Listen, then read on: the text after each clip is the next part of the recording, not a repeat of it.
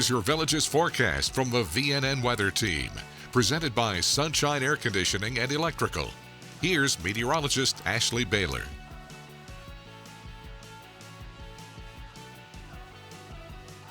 Well, we keep talking about the need for some downpours, but as I mentioned, what we really could use is a few days of a good soaking rain. But I will say our drought situation is getting slightly better across Florida. For us here in the Villages, you can see from Marion County to Sumter and Lake County, we are still under a severe drought, but over the last month, we've been really eating away at the severe drought. It has made some improvements, believe it or not. It's gone down about 50%. And then as far as the extreme drought goes, we've been eating away at that as well. It's a good thing that we're out of the extreme drought and only in a severe drought, but obviously we still need more water here. How much water, you ask? Well, quite a bit. In fact, more than our deficit. We still need several upon several inches of rain to completely alleviate the drought. But let's talk about year to date. We've picked up about 13¼ inches of rain since January 1st. Typically for this time of year, we should have about 16¼ So we're running about 3 inches below where we should be for this time of year,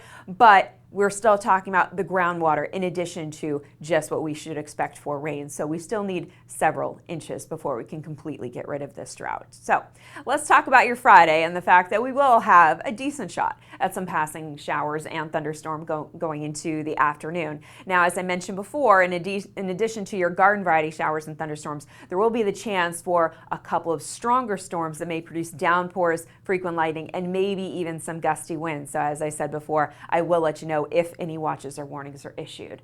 But putting that aside, it's still going to be a very hot day. Highs are going to be in the mid-90s, the heat index right around 105. Now, if you're looking for something to do, if you don't mind the heat and humidity, you can head to Eastport Center Stage, where there will be a big FIFA World Cup watch party as we watch USA take on Australia. Temperatures at that time at 3 o'clock are going to be in the mid-90s. As I mentioned, it'll feel well over 100. So make sure that you're finding a nice shady spot. They do have some awnings there, which is a good thing, but maybe bring a cold drink. In fact, not maybe, definitely bring a cold drink, and maybe if you have one of those neck fans, that would do well as well. And make sure you bring your own chair.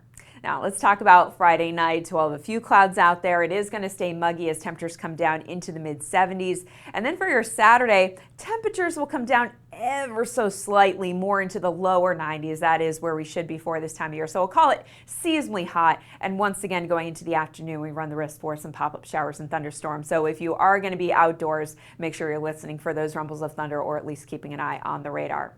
All right, so let's talk about the heat index over the next few days. When you combine these hot temperatures with these high dew points, you get the heat index, and that's essentially what it feels like outside. So going into your Friday, the heat index is going to be around 105, and it really doesn't get much better going into the weekend or next week. Notice that even though temperatures come down ever so slightly, the humidity really doesn't. So the heat index is still going to be around 103 on Saturday, 102 on Sunday. I'm sure that's what every dad wanted, right, for Father's Day, and around 103 on Monday.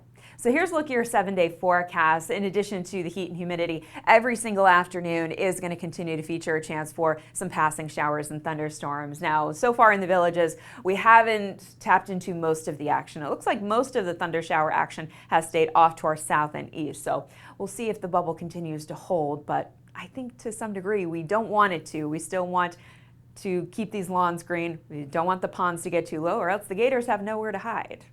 I know, we're really concerned with them. So you can remember, you check out our forecast updates right here on VNN. Tune your radio to WVLG and check us out in the Villages Daily Sun. Thanks for watching meteorologist Ashley Baylor, presented by Sunshine Air Conditioning and Electrical.